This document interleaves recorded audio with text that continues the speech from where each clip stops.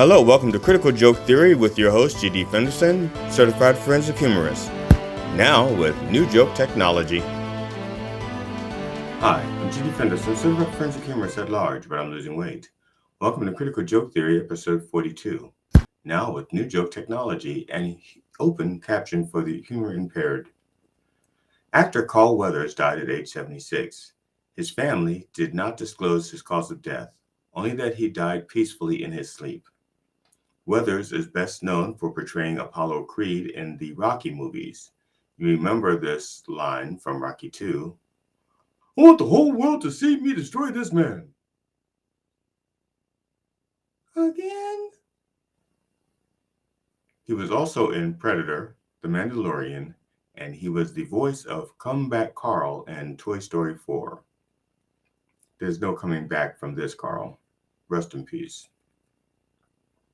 Country music star Toby Keith, seen here looking for a military background, died at age 62 of stomach cancer.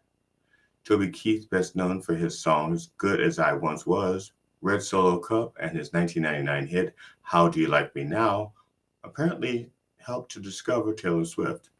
I do not know if Keith was in on the Swift plot to re-elect Biden, but if he was, that's a courtesy to the red, white, and blue. King Charles has been diagnosed with cancer. This announcement has the country of England asking, how bad does Prince William want that promotion? Jennifer Crumbley, mother of Michigan school shooter Ethan Crumbley, was found guilty of 4 counts of involuntary manslaughter. During the trial, Mrs. Crumbley stated that she wished that Ethan had killed her and her husband instead of those 4 teenagers. Ethan Crumbley responded, now you tell me. In primary news, President Biden, shown here, showing us exactly how big his big fucking deal is, won the South Carolina Democratic presidential primary by 94%, and he received 89.4% of the vote in the Nevada primary. None of these candidates came in second with 5% of the vote. The next primary is the Michigan Democratic primary on February 27th.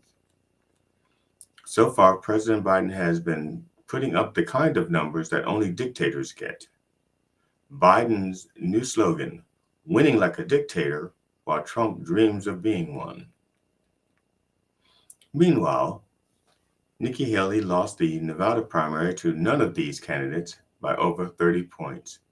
Nikki Haley turned voters out. They could have stayed home and not voted, but they were motivated to vote. Just not for Nikki Haley. A Colorado woman, Crystal Gable, is fighting to have her name removed from the Minnesota presidential primary ballot as a third-party candidate because she says she didn't agree to run. Quote, I did not give the consent to be on the Minnesota ballot for this race, close quotes. Crystal Gable shared in an email to the Star Tribune, quote, I was neither approached to run for office by anyone in the Legal Marijuana Now Minnesota Party, nor was this candidacy validated by the state of Minnesota, close quotes. Legal Marijuana Now Party? Oh, she just doesn't remember. Sure, I'll run. It must have been the weed talking. Speaking of weed talking, special counsel Robert Hur, seen here wondering if Trump likes him now, has announced that no charges will be brought against President Biden in the documents case. Hur cleared President Biden of criminal wrongdoing with one hand while taking personal jabs with the other, none of which I will repeat here. Biden held a press conference after Hur's announcement addressing both the clearing of his name and the backhanded insults that Hur slid into his nearly 300-page report that's now known as a half Comey. A full Comey is when you release your report 11 days before an election and help to throw it. Hur is just trying to throw Trump supporters a little red meat. The D.C. Appeals Court unanimously denied Trump's claim of immunity. In the 57-page opinion, Trump is referred to as Citizen Trump, but instead of burning a sled, he's burning the Constitution. Rosebud. The Supreme Court heard arguments in Trump v. Anderson.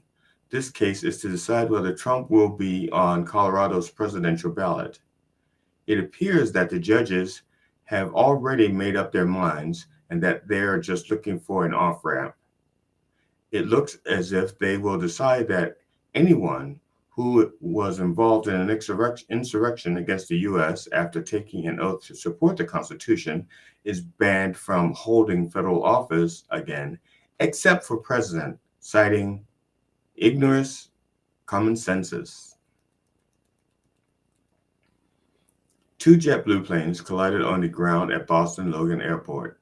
JetBlue Flight 777 was headed to Las Vegas, and JetBlue Flight 551 was headed to Orlando when they collided on the tarmac. Both planes were Airbuses A321s. The cause of the incident is being investigated. However, preliminary conspiracies point to boing! I'm G.D. Fenderson, certified forensic humorist, now with New Joke Technology. Thank you for watching Critical Joke Theory. If you enjoyed it, please like it and share it. And please check out Done Way Past Funny on YouTube, Knob TV, and Spark TV. And watch The Church of Last Resort streaming live on Sundays on YouTube at 9 a.m. Eastern.